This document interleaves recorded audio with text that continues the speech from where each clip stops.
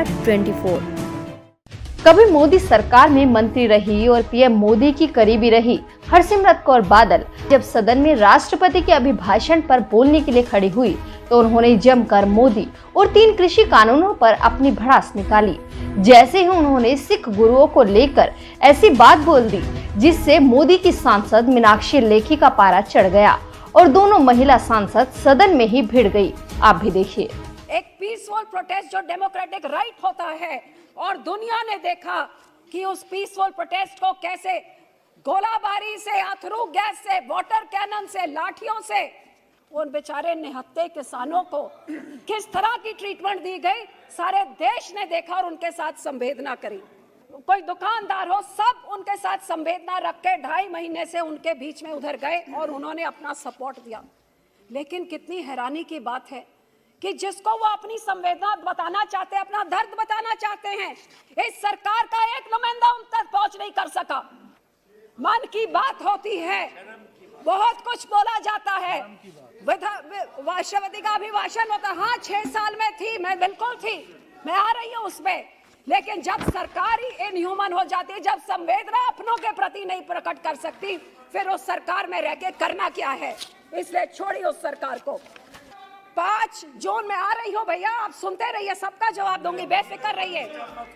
5 जून को कोविड की आड़ में जब लोग घरों में बंद थे, एकदम एक ऑर्डिनेंस लाया गया। ना किसान से पूछा, ना सलाह मशवरा किया, ना उसने मांगा, पकड़ के उसके ऊपर थोप दिया गया ये ऑर्डिनेंस, जिससे किसान के मन में डर पैदा हो गया कि इस ऑर्डिनेंस के आने से मेरी एमएसपी खत्म हो जाएगी, मेरा मंडीकरण सिस्टम खत्म हो जाएगा। ये मेरे मंत्री साहब सब बैठे हैं यहाँ पे। जब ये ऑर्डिनेंस आया, मैंने उस टाइम भी प्रार्थना करी पूरी कैबिनेट से कि आप इस ऑर्डिनेंस को पहले सलाह मशवरा करके लेके आइए, क्योंकि किसानों के मन में ये वहम है। लेकिन इसके बावजूद ये ऑर्डिनेंस बना दिया गया और मुझे विश्वास दिलाया गया कि इसको कानून बनाने से पहले इस किसानों की सारी संवेदनाओं को दूर किया जाएगा। लेकिन एक बात, सबसे पुराना एलआई, जब आपके साथ 2 एमपी होते थे, कोई नहीं होता था, तब ये पार्टी आपके साथ खड़ी थी। ना मंत्री की सुनी, ना पुराने एलआई की सुनी, और आज किसान मर रहे हैं लेकिन वो किसान की भी नहीं सुन रहे। इससे और दुखद बात क्या हो सकती है सर। और ये किसान मांग क्या रहा है कि मैंने ये मांगा नहीं।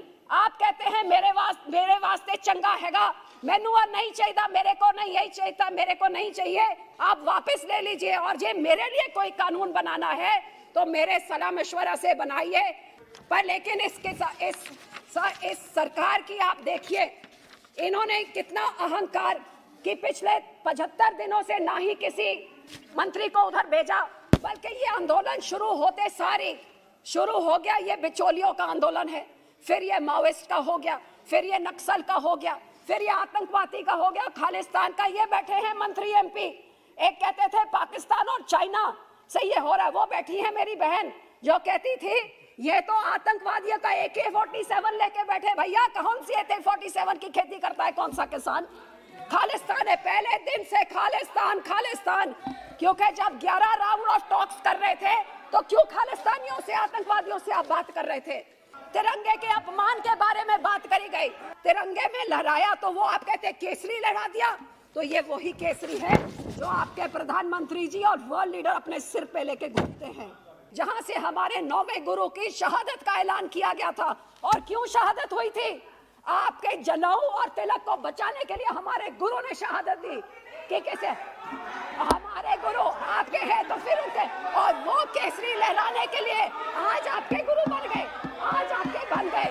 और मैडम प्लीज कंक्लूड नाउ। के बच्चों को 400 साल बाद ये लोग आतंकवादी कह के उस केसरी को कटहरे पे खड़े कर रहे हैं। ये कहाँ का इंसाफ है सर? देखना चाहते हैं ट्रेंडिंग न्यूज तो न्यूज इंडिया 24 को सब्सक्राइब कीजिए और बेल आइकन दबाना ना भूलें, क्योंकि हम आपके लिए लेकर आते हैं देश के सभी ट्रेंडिंग मुद्दे जो आप देखना चाहते हैं।